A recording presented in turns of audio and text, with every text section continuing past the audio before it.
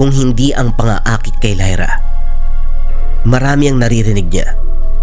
Pinipilit na hindi lumingon kahit parang boses na mga mahal niya sa buhay ang ginagamit ng mga ito. Subalit isang boses ang nakapukaw ng kanyang atensyon at damdamin. Hindi napigilan ang sarili. Narinig ang boses ng ina. Tinatawag ang kanyang pangalan.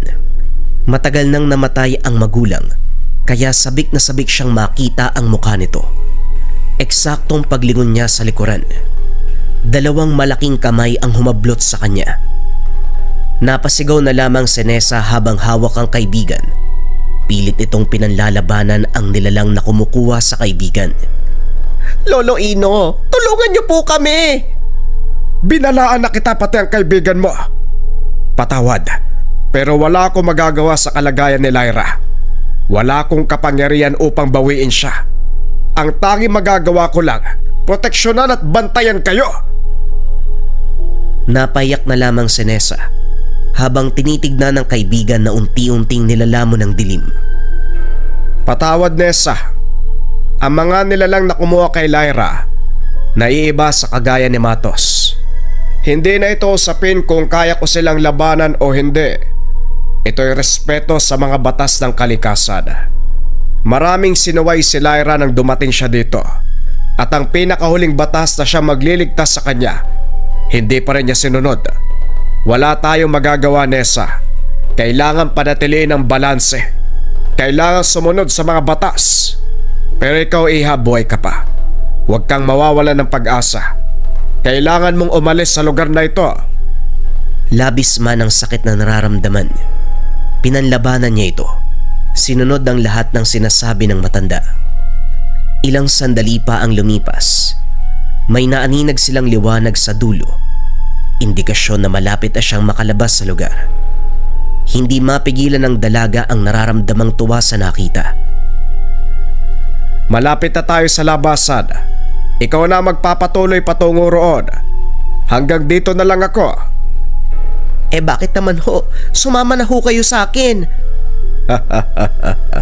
Muli, Iha. Isa kong tagapagbantay. Tagabalanse ng mundo. Pinili ko ang buhay na ito.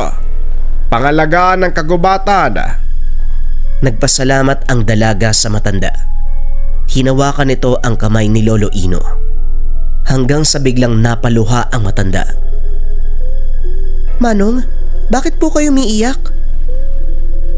Nagbuntong hininga ito bago sagutin ang tanong ni Nessa. Sige na, Nessa. Kailangan mo nang lumakad.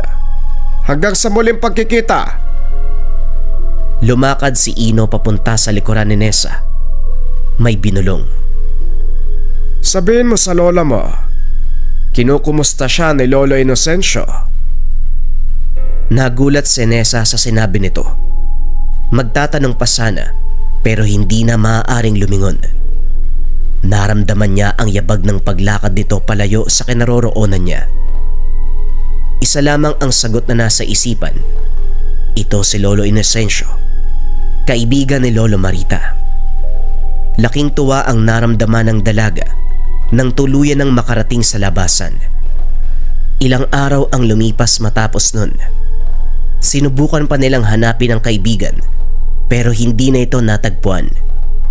Maging ang sasakyan na ginamit, ni isang bakas, walang nakita. Alam man ni Lyra na hindi na ito matatagpuan, pero minabuti niya pa ring subukan. Nanalangin na lamang ito na sana kung nasaan man ang kaibigan, sinasamahan siya ni Lolo Inocencio sa kabilang dimensyon.